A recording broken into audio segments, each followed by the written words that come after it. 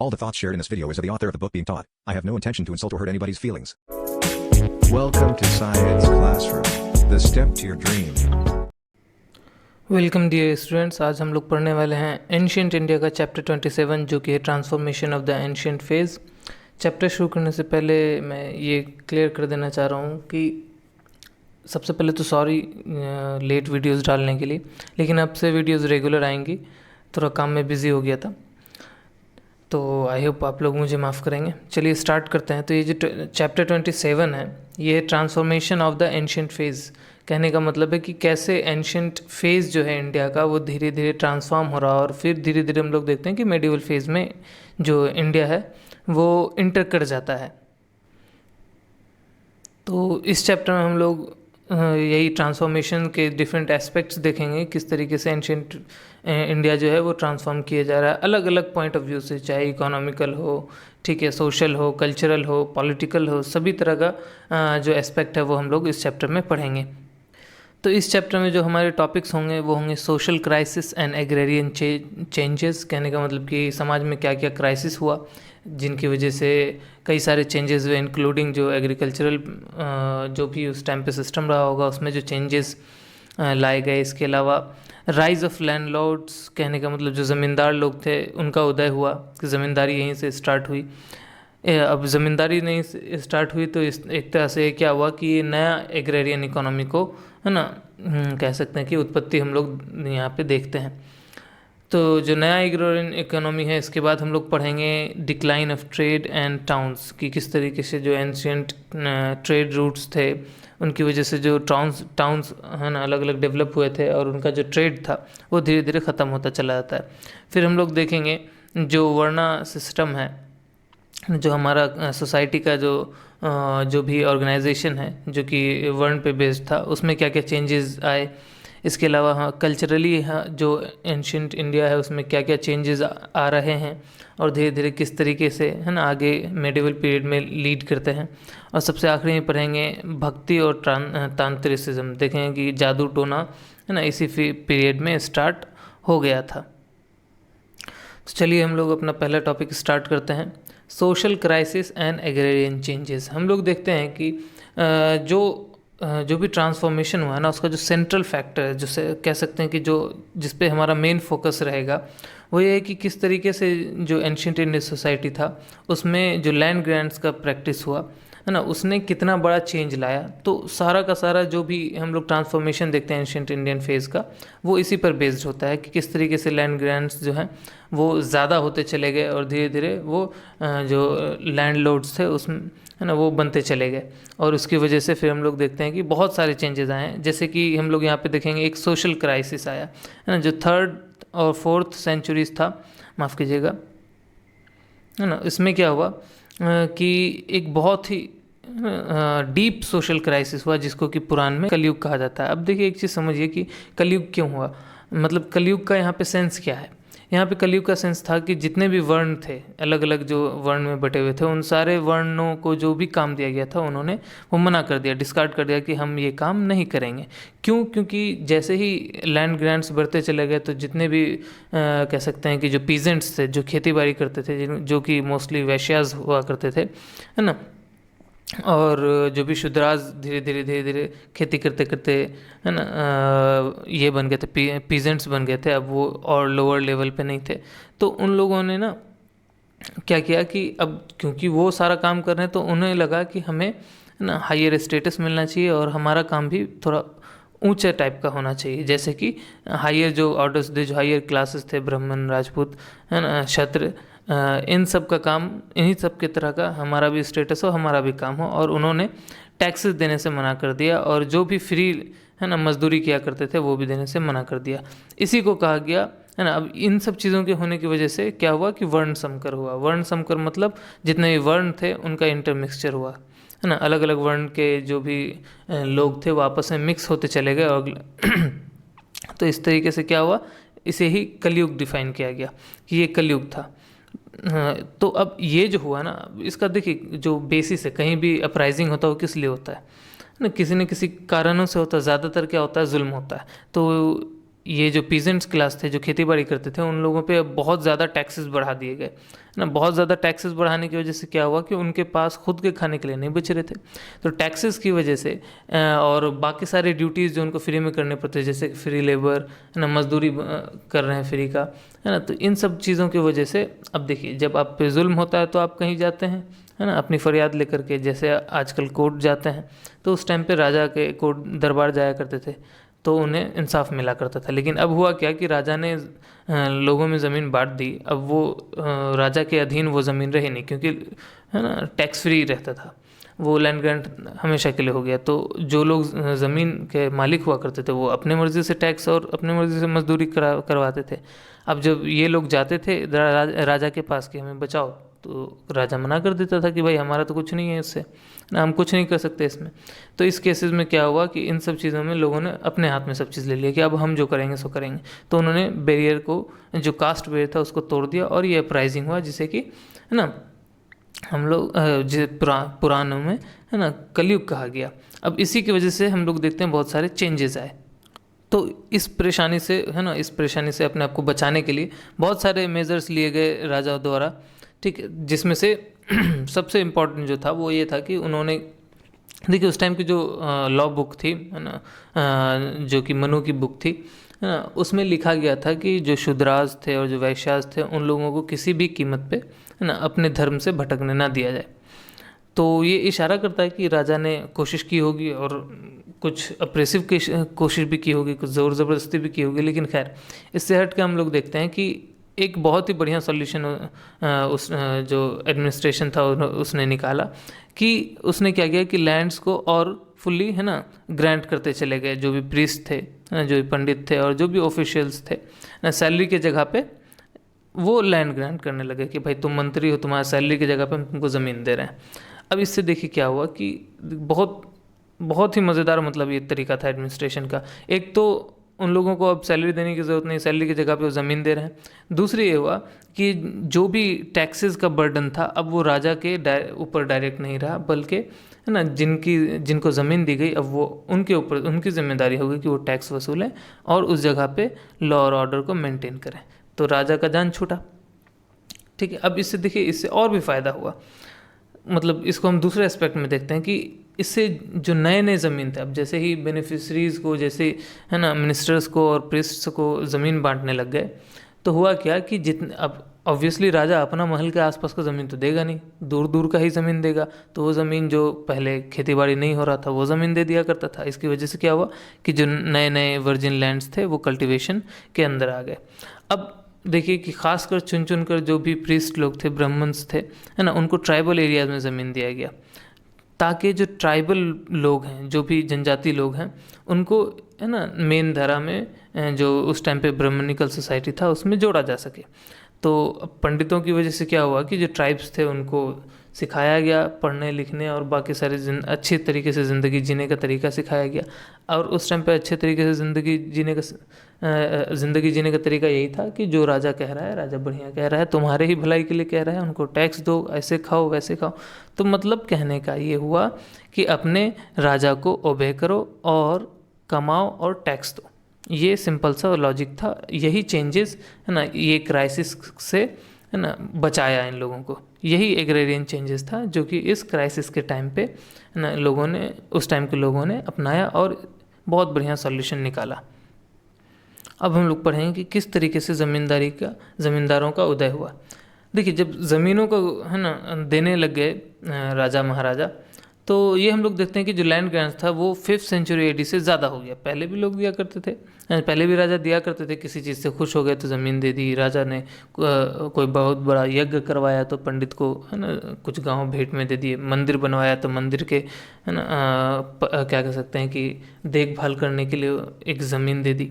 तो उसी हिसाब से जब लैंड ग्रांट्स देने लग गए, तो ये हम लोग देखते हैं कि ये पहले कम था, धीरे धीरे 5th सेंचुरी के बाद बढ़ता चला गया, ठीक है। अब ये फ्री ऑफ टैक्सेस होता था कि जिनको भी दिया गया वो टैक्स लें और वहाँ पे लॉ ऑर्डर मेंटेन करें। मोस्टली ब्राह्मण्स और ऑफिशियल्स हुआ करते थे।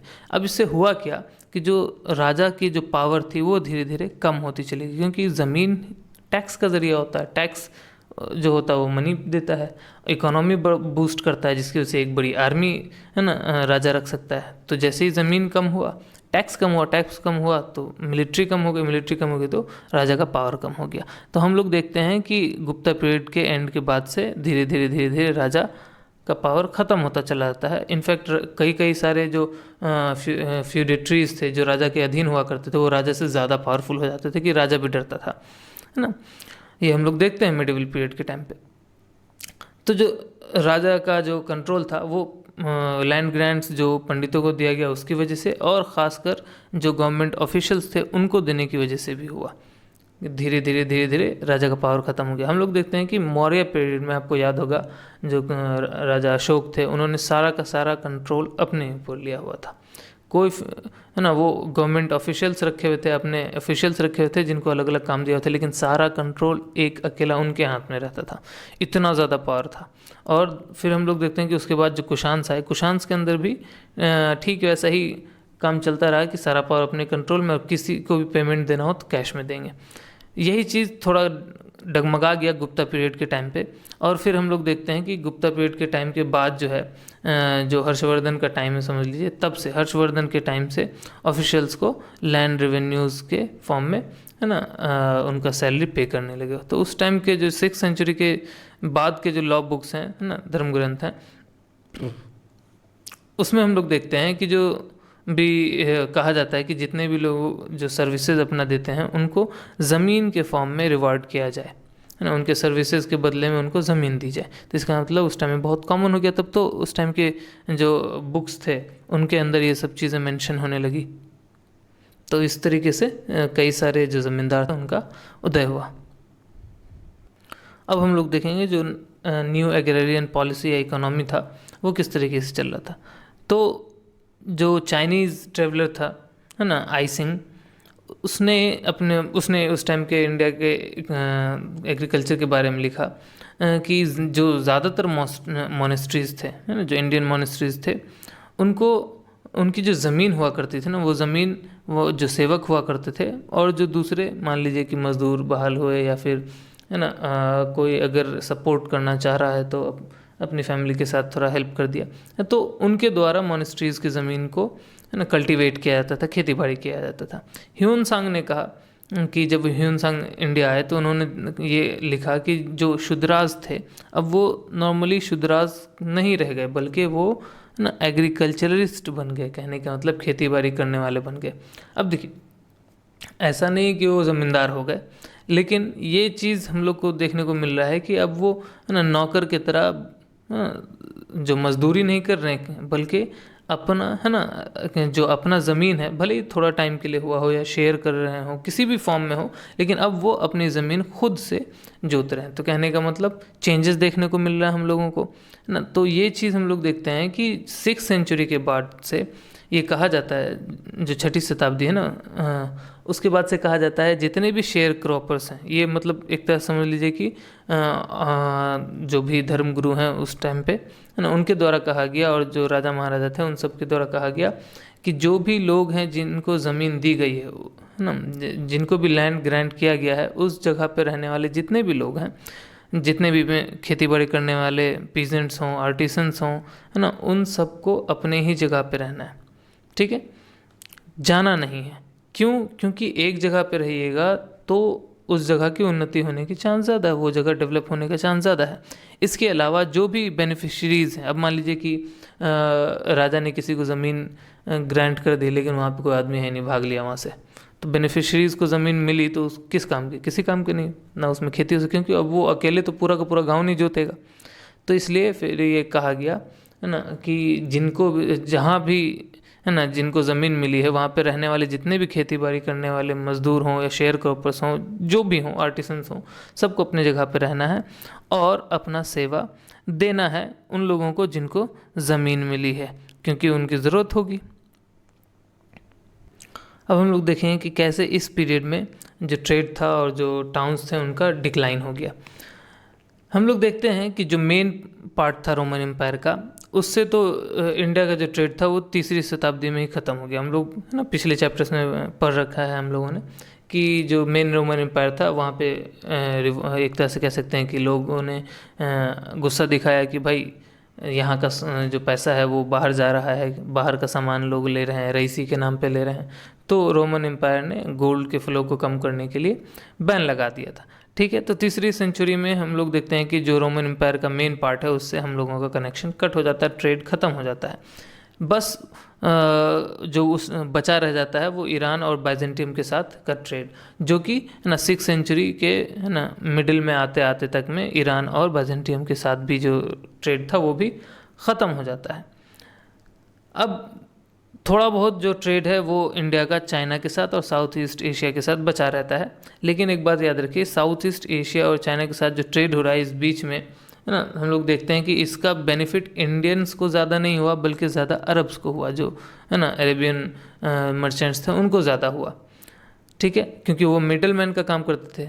मिडल मैन कहते हैं, समझ लीजिए मान लीजिए यहाँ उपज हुआ, यहाँ से है ना उधर जाना है, मान लीजिए चाइना में बेचना है, तो बीच में मर्चेंट्स आते थे, है ना, वो यहाँ से लेकर के वहाँ जाते थे। तो अगर डायरेक्ट इंडियन मर्चेंट्स बेचते तो उनको ज़्यादा फ़ायदा होता, लेकिन एज अ मिडल मैन काम कौन कर रहे थे? अरब्स, तो उनको ज़्यादा फ़ायदा हुआ। हम लोग देखते हैं कि जो राइज़ इस्लाम का जो राइज़ है ना, उदय है, उससे पहले जो अरब्स थे उनका मोनोपोली चल रहा था इंडिया एक्सपोर्ट पे। इंडिया का जो एक्सपोर्ट का ट्रेड था उस पर उन मोनोपोली किनका था? अरब्स का था। ठीक है, अब ये सब चीज़ हम लोग पढ़ते तो हैं किताबों में, लेकिन इसका प्रमाण भी हम लोग को मिलता है। हम लोग देखते हैं कि 6th सेंचुरी के बाद से लगभग 300 सालों तक, है ना, हम लोगों को किसी भी तरह का, है ना, जो गोल्ड कॉइन्स था वो नहीं देखने को मिलता है। किसी भी राजा का, है ना, गोल्ड कॉइन्स का एकदम एब्सेंस हम लोगों को देखने को मिलता है। अब गोल्ड कॉइन्स का एब्सेंस क्यों होगा? क्योंकि ट्रेड नहीं था। ट्रेड होता तब तो गोल्ड का फ्लो रहता, गोल्ड का फ्लो रहता तो सिक्का बनता भाई।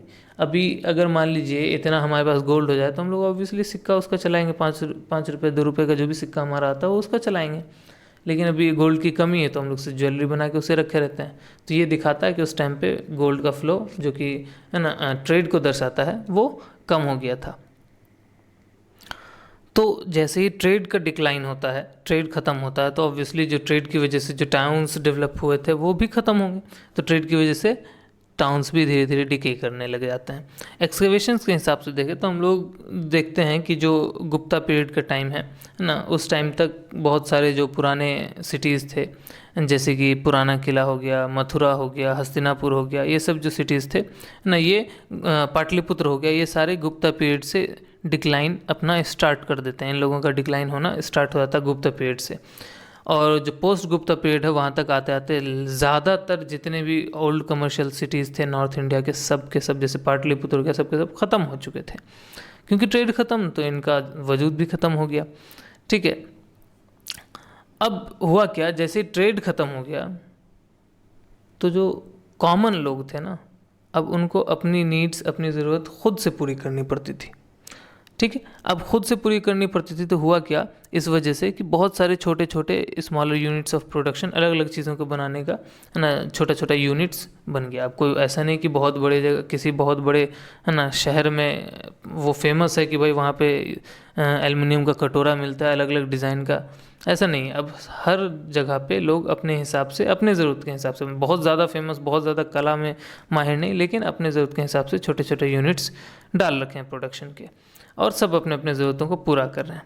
ठीक है, अब देखिए ये तो हुआ जो टाउन्स में चेंजेस आए थोड़ा बहुत। अब देखिए कि सोशल ऑर्गेनाइजेशन में कैसे चेंजेस हुआ, कि जो वैश्यास थे, जो कि पहले वैश्यास थे, वो फ्री पीजेंट्स थे। वो खेती क्या करते थे, शूद्रा जो थे वो लेबर और सर्वेंट्स का काम किया करते थे, ना, गंदगी साफ ये वो काम किया करते थे। और ब्राह्मण्स जो थे वो वेदों का ज्ञान लेते थे और पूजा, सेक्रीफाइसेस, ये सारे, है ना, चीज़ करवाते थे। बाकी क्षत्रिय का काम था राज करना। ठीक है, लेकिन अब जैसे ही ज़मीन लोगों को देने लग गए, है ना, ब्राह्मणों को और ऑफिशियल्स को देने लग गए, तो हुआ क्या कि इसकी वजह से ज़मींदार बन गए वो लोग। ज़मींदार बनने की वजह से अब पूरी की पूरी ज़मीन, जो कि वैश्यास जिस पे खेती करते थे, वो ज़मीन चली गई अब उन लोगों के पास, जिनको ज़मीन मिली। अब हुआ क्या कि पीजेंट्स का अब अपना कोई ज़मीन बचा ही नहीं, तो अब वो सेम टू सेम शूद्रास जैसे हो गए कि उनका अपना कोई, है ना, किसी चीज़ पे हक नहीं रह गया। अब वो भाई जैसे करवाना है काम, जिनको मिली है ज़मीन वो वैसे करवाएंगे। तो इस तरीके से हम लोग देखते हैं कि जो भी सोसाइटी था उस टाइम का ना वो मॉडिफाई होता है, और ये चीज़ नॉर्थ इंडिया से स्टार्ट होता है और धीरे धीरे बंगाल और बाकी देश के अलग अलग पार्ट्स तक यही सिस्टम फैल जाता है। अब हम लोग पढ़ेंगे कि वर्ण सिस्टम में हम लोगों को क्या क्या चेंजेस देखने को मिलते हैं।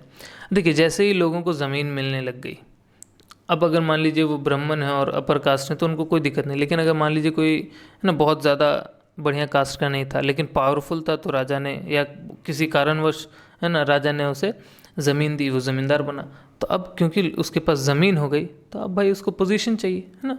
अब उसको पोजीशन चाहिए समाज में, कि समाज में मेरा भी औकात थोड़ा ऊपर हो जाए। तो हुआ क्या कि इसकी वजह से, क्योंकि अब देखिए ये लोग ऐसा क्यों कहते हैं, क्योंकि जो वर्णा होता है ना, जो वर्ण होता है लोगों का उस टाइम पे, वो उन लोगों का सिर्फ पोजीशन ही नहीं दिखाता बल्कि उनका इकोनॉमिक राइट्स भी दिखाता है। कि क्षत्रिय का हक था, है ना, कि राज करने का, ब्राह्मणों का हक था कि वो पूजा पाठ करेंगे, ये हक दिखाता था, राइट्स दिखाते थे, ठीक है। तो इसीलिए जो लोग धीरे धीरे अमीर बन गए, ज़मींदार बनते चले गए, उन लोगों ने, है ना, ये भी चीज़ें चाहिए कि हमारा जो सोसाइटी में लेवल है वो भी बढ़ जाए, और जो हमारा इकोनॉमिक राइट्स है इसकी वजह से वो भी बढ़ जाएगा अपने आप, ठीक है। तो इस वजह से क्या हुआ कि उस टाइम के बहुत सारे टेक्स्ट में हम लोग देखते हैं कि इससे रिलेटेड चेंजेस, है ना, अलग अलग, है ना, लाए गए, जिसकी वजह से ये जो नई ज़मींदार की जो जाति थी उसको अलग अलग ना जातियों को इनरोल किया गया किताबों में, कि ये जाति का, है ना, सिर्फ और सिर्फ जाति को इनरोल ही नहीं किया कि भाई ये एक जाति बना, बल्कि ये जाति का कहाँ से क्या लेना देना है सारा का सारा चीज़, है ना, कहानियों के साथ जोड़ जाड़ के उसमें लिखा गया। तो 7th सेंचुरी के बाद से हम लोग देखते हैं कि बहुत सारे नए नए कास्ट्स, है ना, यहाँ पे क्रिएट हुए। जो, है ना, वराहिमिर हैं, एक एस्ट्रोलॉजर थे, है ना, उन्होंने क्या किया कि उन्होंने हाउसेस के साइजेस को डिज़ाइन किया कि भाई ये वर्ण है तो उसका हाउस का ये साइज़ होना चाहिए, ये वर्ण है तो इसका ये होना चाहिए, किस वर्ण का कितना बड़ा घर, किस वर्ण का कितना छोटा घर, ये उन लोगों वराहमिर ने ये सजेस्ट किया, प्रिस्क्राइब किया, है ना, लिखित फॉर्म में, कि कौन से वर्ण को कैसा घर, है ना, बनाना चाहिए। 8वीं शताब्दी का एक पुराण है जिसमें ये कहा जाता है कि बहुत सारे, है ना, हज़ारों जो है मिक्स्ड कास्ट इस टाइम पे देखने को मिलते हैं, उनका उदय होता है। और ये बनते कैसे हैं, जो वैश्य वुमेन हैं वो और जो लोअर कास्ट के जो मर्द थे उन दोनों के बीच के कनेक्शन से बहुत सारे जो नए नए, है ना, आगे का जो जनरेशन पैदा हुआ उनको नए नए कास्ट, है ना, का नाम दिया गया, जो कि पुराण में मिक्स्ड कास्ट कहा गया उन्हें। तो ये हम लोगों को बताता है कि जो शूद्राज थे और जो अनटचेबल्स थे, अछूत थे, उनको भी कई सारे सब कास्ट में, छोटी छोटी जातियों में बांट दिया गया, ठीक है। जैसे कि ब्राह्मण और क्षत्रिय और वैश्यास को बांटा गया, वैसे शूद्राज को भी और अनटचेबल्स को भी अलग अलग जातियों को बांट दिया गया, ठीक है। और इसके अलावा जो लोग सेम ऑक्यूपेशन कर रहे थे उनको भी अलग अलग कास्ट में बांट दिया गया, इस बेसिस पे कि किस टेरिटरी में वो काम करते हैं, किस टेरिटरी से वो बिलोंग करते हैं, इस हिसाब से भी उनका अलग अलग कास्ट बना दिया गया। बहुत सारे जो ट्राइबल ग्रुप्स थे, ट्राइबल लोग थे, उनको, है ना, सोसाइटी में इनरोल किया गया, एडमिट किया गया, सोसाइटी में लाया गया, और उनको भी अलग अलग कास्ट में बांट दिया गया। हर, जैसे जनजाति का कोई एक कबीला सब होता था, क्लैन हुआ करता था, उनको भी, है ना, एक सेपरेट कास्ट बना करके सोसाइटी में डाल दिया गया। तो लेकिन ज़्यादातर जो लोगों को इनरोल किया गया, एडमिट किया गया सोसाइटी में, वो, है ना, एज शूद्राज किया गया या मिक्स्ड कास्ट किया गया। अपर कास्ट उन लोगों को नहीं मिला, ज़्यादातर को, कुछ कुछ को मिला ऑब्वियसली, जो उस टाइम में बहुत ज़्यादा पावरफुल और बहुत ज़्यादा इकोनॉमिक पॉइंट ऑफ व्यू से रहे होंगे, है ना, हाई स्टेटस के, उन लोगों को थोड़ा अपर कास्ट में डाला गया होगा। लेकिन बाकी सारों को, है ना, अपने सोसाइटी में लाने के लिए जो कास्ट दिया गया वो मिक्स्ड दिया गया या लोअर कास्ट दिया गया, जैसे कि शूद्राज दिया गया। अब हम लोग देखेंगे कि इस फेज़ में कल्चरल डेवलपमेंट क्या क्या हुआ। तो जो 6th, है ना, से लेकर के 7th सेंचुरीज़ का जो टाइम है ना, जनरली हम लोग इस फेज़ को, है ना, समझ लीजिए कि 5th सेंचुरी से 7th सेंचुरी के बीच के ही फेज़ को हम लोग देख रहे हैं कि इस फेज़ में जो भी चेंजेस आए वो दिखा रहा था कि एंशियंट फेज़ धीरे धीरे बदल करके मेडिवल फेज़ में जा रहा है, ठीक है। याद रखिएगा 5th सेंचुरी से लेकर के 7th सेंचुरी एडी, है ना, एनो डोमिनी का। तो इस टाइम पे क्या हुआ, अलग अलग कल्चरल यूनिट्स का फॉर्म हम लोगों को देखने को मिला, और जो कि बाद में हम लोग देखते हैं कि कर्नाटका कहलाया, कुछ महाराष्ट्र कहलाया, उड़ीसा कहलाया, राजस्थान, तो अलग अलग जो स्टेट्स हैं जो कि लिंग्विस्टिक और कल्चरल बेसिस पे बांटे गए हुए हैं, तो वो उस टाइम पे हम लोगों को एज अ कल्चरल यूनिट्स देखने को मिलते हैं। ठीक है, अब इन सारे कल्चरल ग्रुप्स का जो था, इनका अपना अपना आइडेंटिटी होता था, और इनके आइडेंटिटी का जो प्रमाण है वो हम लोगों को फॉरेन बुक्स में तो देखने को मिलता है, इंडियन बुक्स सोर्सेज में भी देखने को मिलता है।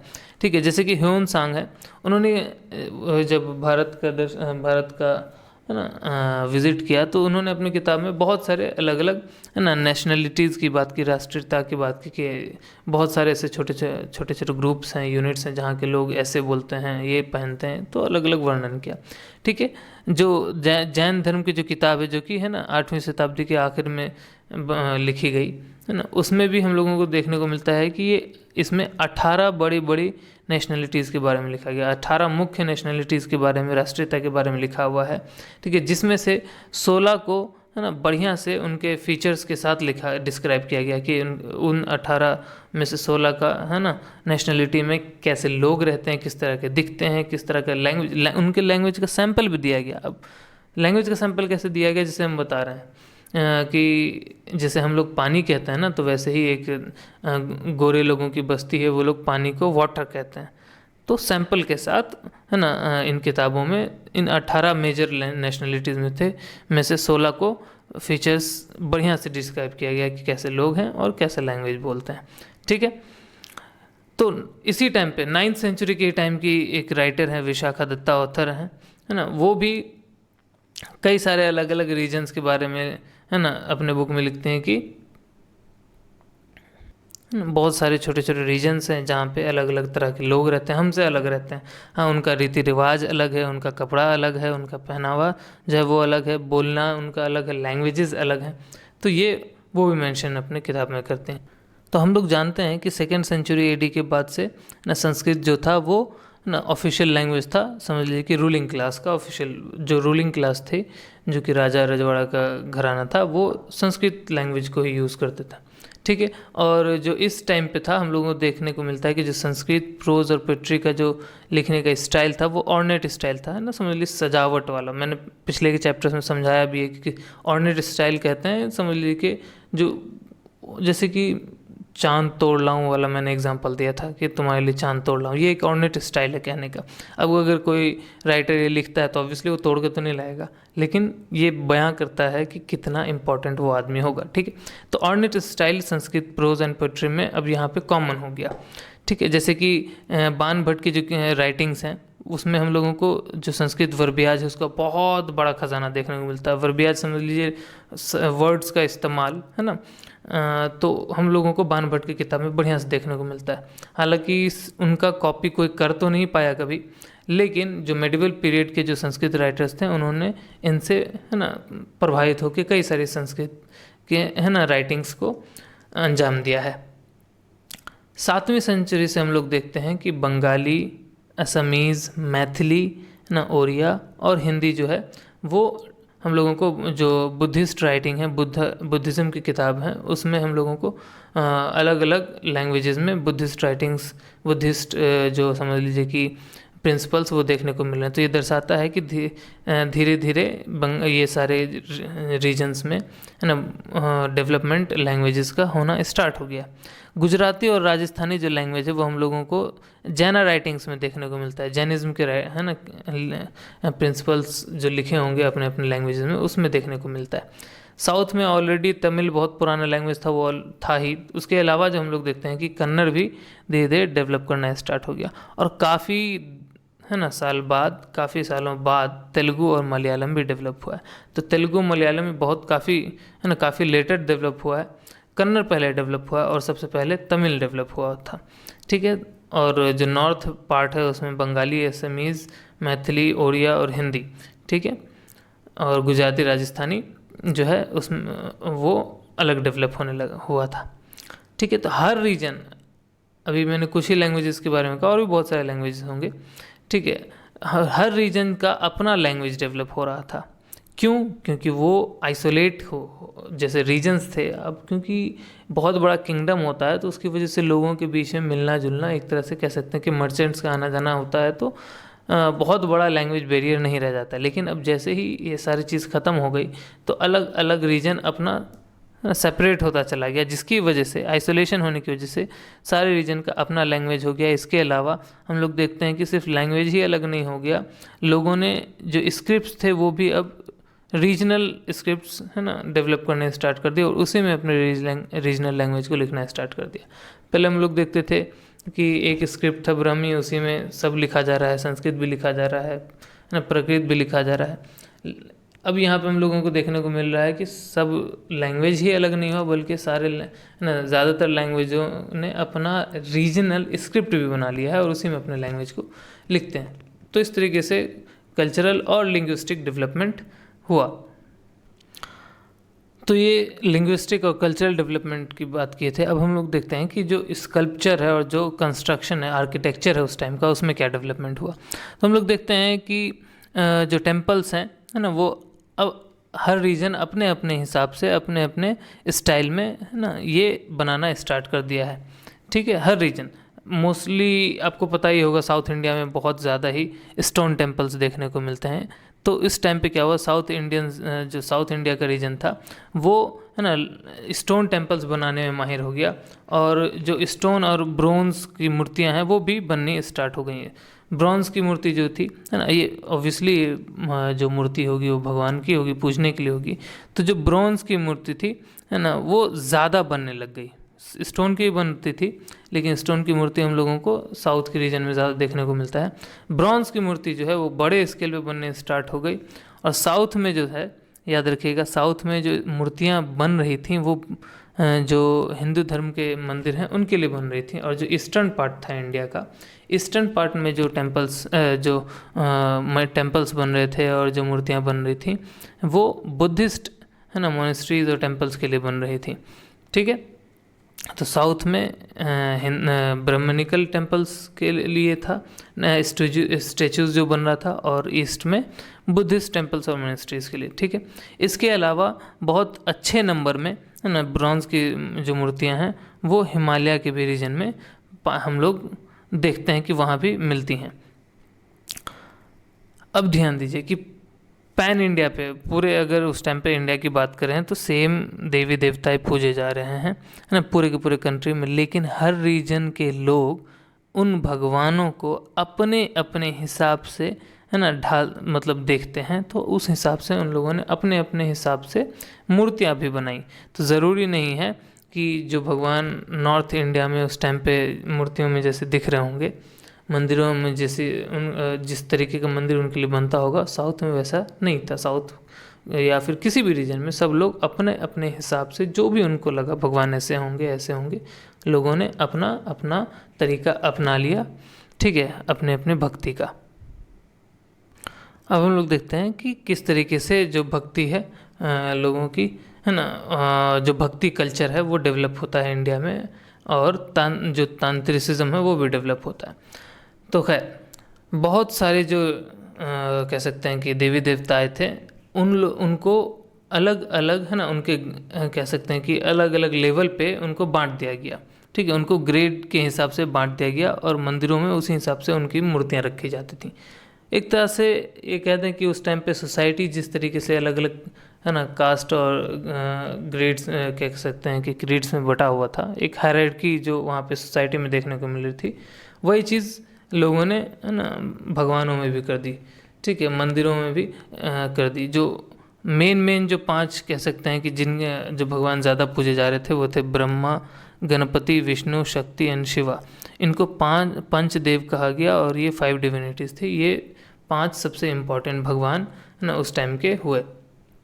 जो चीफ गॉड, अब देखिए इनके जो मंदिर बनता था ना कह सकते हैं कि जो मंदिर बनता था उसमें जो चीफ गॉड होते थे, जैसे कि मान लीजिए भगवान शिव चीफ गॉड हैं, तो चीफ गॉड जो होंगे वो एकदम है ना मेन टेम्पल में रहेंगे और उनके चारों तरफ जो मूर्तियाँ होंगी जो भी होगा है ना वो बाकी सारे है ना 4 भगवानों के लिए होगा।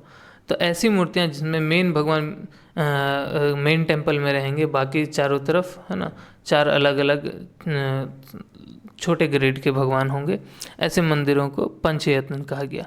वैदिक जो गॉड्स थे ना, जो वेद में जो गॉड ज़्यादा महत्वपूर्ण थे, इम्पॉर्टेंट थे, जैसे कि इंद्र हो गए, वरुण हो गए और यम हो गए, है ना, इन सबको अब धीरे धीरे देखते हैं कि यहाँ इस एज तक आते आते अब वो मेन गॉड से हट करके ना लोकपाल बन गए। कहने का मतलब सिक्योरिटी गार्ड्स का पोजीशन लोगों को दे दिया गया, और जो शिव जी हैं, ब्रह्मा जी हैं, जो कि उस टाइम पे ज़्यादा इम्पोर्टेंट नहीं थे वैदिक एज में, वो अब मेन कह सकते हैं कि डेटीज़ बन गए।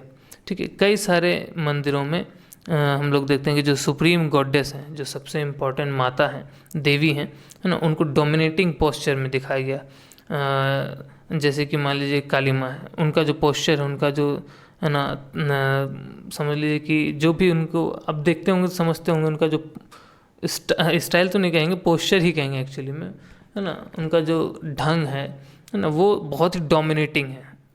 बाकी देवियों को एक जगह रख दीजिए, काली माँ को एक जगह रख दीजिए, तो देख के ही एक डोमिनेशन दिखता है कि ये बहुत ही पावरफुल देवी होंगी। ठीक है, तो सुप्रीम जो सबसे ऊपर जैसे कि जो भगवान हैं, जो देवी हैं, उनका बाकी देवियों से ज़्यादा डोमिनेटिंग पोस्चर है ना डेवलप होते हुए हम लोगों को इस एज में देखने को मिलता है। अब इस तरह का जो ग्रेजुअल अरेंजमेंट हम लोगों को देखने को मिलता है, सिर्फ और सिर्फ अब है ना ये जो हिंदुज़म है वहाँ तक सिमट कर नहीं रह गया था, बल्कि ये पैंथियॉन्स जो हैं वो जैनिज़्म और बुद्धिज़्म में भी पाए जाने लगे। ठीक है, तो जो मोनेस्टिक ऑर्गेनाइजेशन था, है ना, जो समझ लीजिए कि ऑर्गेनाइजेशन था जैन का, है ना, शैवाइट्स का, वैष्णवाइट्स का, बुद्धिस्ट का, उन सब में हम लोग देखते हैं कि उनके ऑर्गेनाइजेशंस को 5 रैंकों में बांट दिया गया।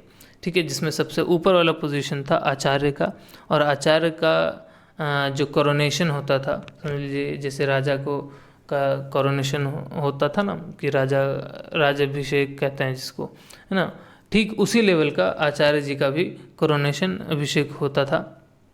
और जो सबसे है ना निचला जो समझ लीजिए कि रैंक था, वो था उपाध्याय और उपासका था। ये सबसे नीचे थे, सबसे ऊपर आचार्य थे, जिनका समझ लीजिए कि एकदम राजा के बराबर है ना उनका वैल्यू था।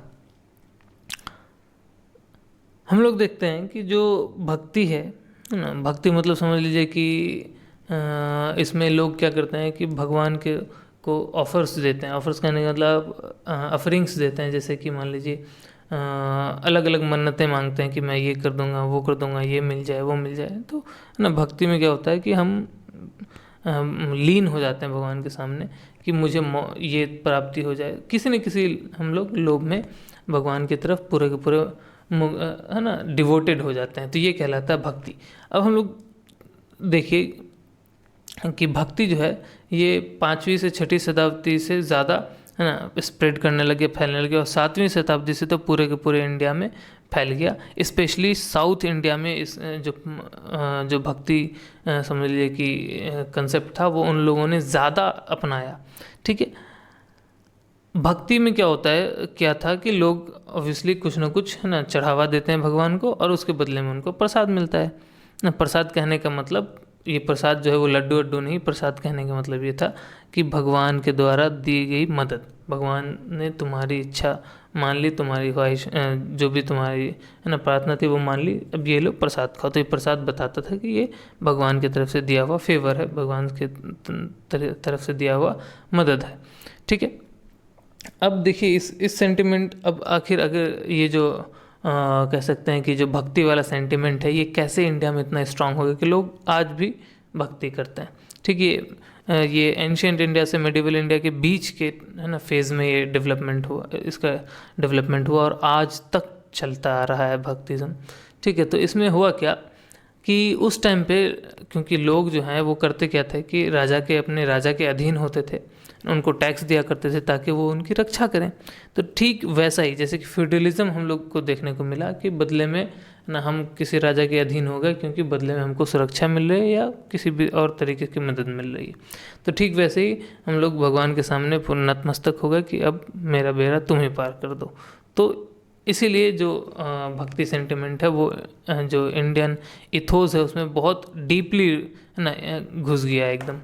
ठीक है, इसके बाद हम लोग देखते हैं जो तांत्रिसिज्म है वो इंडिया में 6ठी शताब्दी से, ठीक है, जो 6ठी शताब्दी है वहाँ से फैलने लग गया। तांत्रिज्म जो है वो जनरली जादू टोना है ना, अलग अलग तरीके का झाड़ फूक, ये है ना, ये कंसेप्ट था।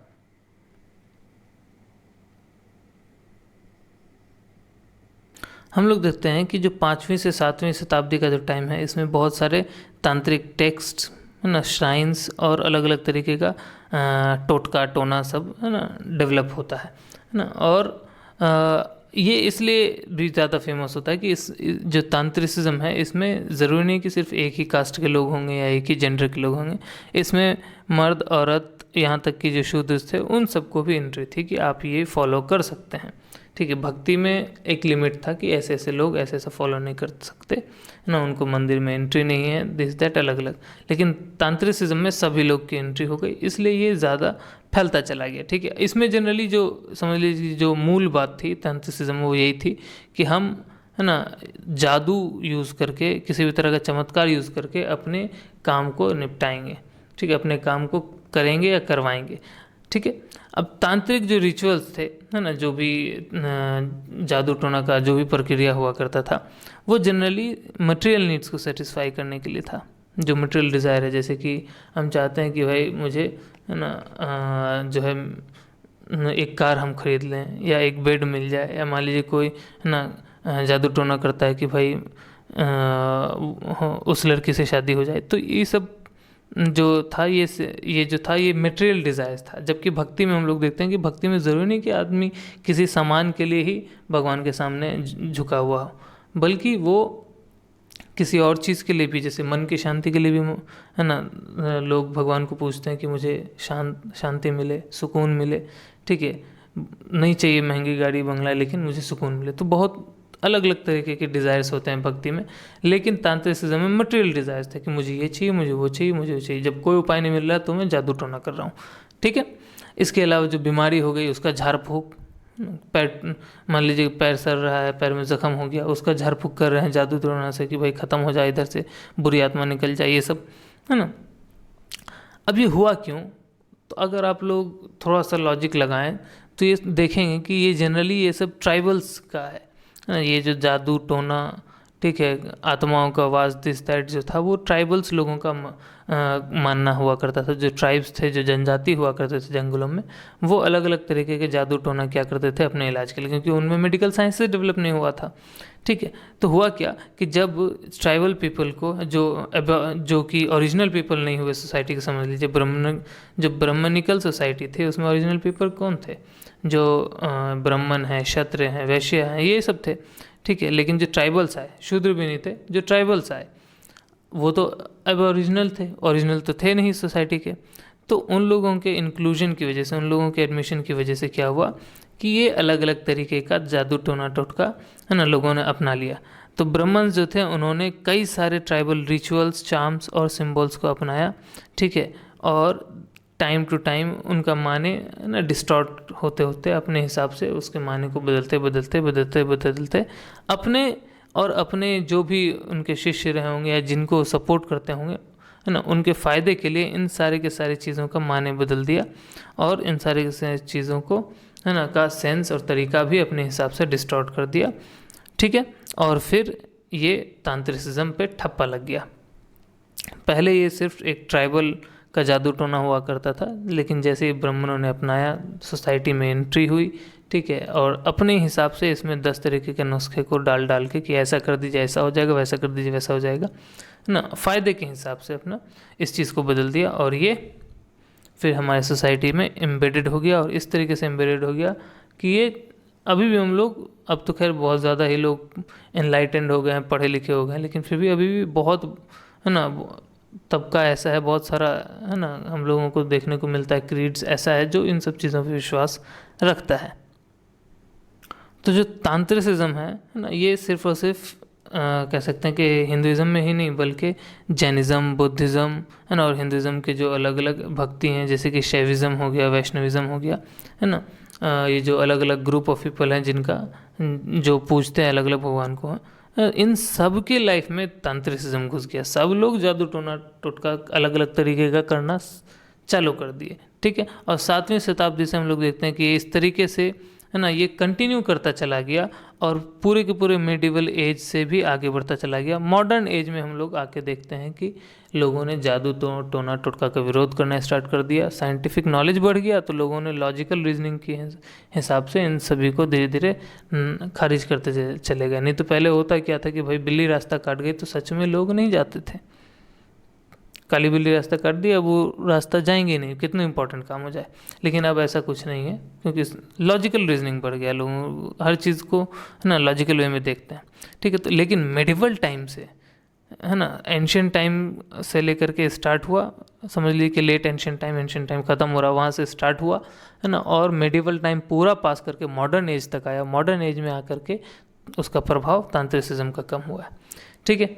अब ध्यान दीजिए कि ये सारा जो डेवलपमेंट हम लोग अभी इससे पहले हम लोग देखे हैं, चाहे वो है ना सोसाइटी का डेवलपमेंट हो, पॉलिटी में डेवलपमेंट हो, इकोनॉमी में डेवलपमेंट हो, लैंग्वेज में डेवलपमेंट हो, स्क्रिप्ट्स में डेवलपमेंट हो, रिलीजन में डेवलपमेंट हो, ठीक है। जितने भी डेवलपमेंट्स हम लोगों को इस सेंचुरीज़ में देखने को मिल रहा है 5 to 7 सेंचुरीज़ में, ठीक है, ये इंडिया और यूरोप के लिए एक सेम तरीके से ये डेवलपमेंट्स दिखाता है, एकदम सिमिलर है। जैसे डेवलपमेंट इंडिया में इन सब चीज़ों को लेकर के है वैसे यूरोप में भी है, ठीक है। वहाँ भी लैंडलॉर्ड्स जो हैं वो बहुत ही स्ट्रांग हो गए थे रोमन एम्पायर के टाइम। जब रोमन एम्पायर ख़त्म हो गया, समझ लीजिए डिक्लाइन कर गया, तो वहाँ भी लोग क्या किए, जैसे यहाँ गुप्ता एम्पायर ख़त्म हो गया तो धीरे धीरे सब ज़मींदारी में चले गए, वैसे ही वहाँ पे रोमन एम्पायर ख़त्म हुआ तो धीरे धीरे लोग ज़मींदारी में घुस गए और इतने ज़्यादा पावरफुल हो गए जैसे कि इंडिया में पावरफुल हो गया। अब दोनों में सिमिलरिटी एक और चीज़ आ जाती है कि दोनों का जो इन्वेडर था हुनाज सेम ही थे। हुनाज ने रोमन एम्पायर के जो बचे हुए जगहों थे उन पे हमला किया और इंडियन टेरिटरीज पे भी हमला किया, लेकिन रिजल्ट देखिए अलग हो गया। रोमन एम्पायर में जब हुनाज का हमला हुआ तो इतना तगड़ा हमला हुआ कि कोई भी छोटा छोटा राज्य अपने आप को बचा नहीं सकता था। तो लोगों ने क्या किया, मिल करके ना एक लीडर को, एक बड़े से राजा के अधीन हुए कि हमें प्रोटेक्शन दीजिए, हम आपके अधीन हो गए। तो उन लोगों की वजह से अब सब लोग मिल गए, इस वजह से हुनाज से ना डिफेंड करने में आसानी हुआ, जबकि इंडिया में ऐसा नहीं हुआ। इंडिया में हुनाज आए, जीते, कब्ज़ा किए अलग अलग रीजन में, और फिर धीरे धीरे हुनाज हमारी ही सोसाइटी में मिक्स होके ना अलग अलग कास्ट में डिवाइड होकर के मिल गए और पूरे तरीके से मिल चुके हैं कि आज बहुत लोगों को पता भी नहीं होगा कि इन्वेडर्स इंडियन सोसाइटी में बहुत सारे इन्वेडर्स है ना, बल्कि एक कास्ट बना के कह सकते हैं कि एडमिटेड हैं और कई हज़ारों मतलब कई सैकड़ों सालों से वो रह रहे हैं, ठीक है। लेकिन अब देखिए यहाँ पे इतना सा बस डिफरेंस है, बाकी सभी जो एस्पेक्ट्स हैं उसमें डेवलपमेंट इंडिया और यूरोप का सेम है। और जो डिक्लाइन है ना, जो आर्टिसनल और कमर्शियल एक्टिविटी का, ट्रेड का और है ना आर्किटेक्चर का जो डिक्लाइन है वो यूरोप और इंडिया में सेम ग्राफ के हिसाब से एकदम सेम ट्रेंड दिखाता है कि 6वीं शताब्दी के बाद वहाँ भी ख़त्म होने लग गया, यहाँ भी टाउन्स बड़े बड़े ख़त्म हो गए। खैर आज के चैप्टर में बस इतना ही। आई होप आपको है ना ये चैप्टर पसंद आया हो। तो खैर मिलते हैं नेक्स्ट चैप्टर में, पढ़िए तब तक और बस याद रखिए सारी चीज़ें।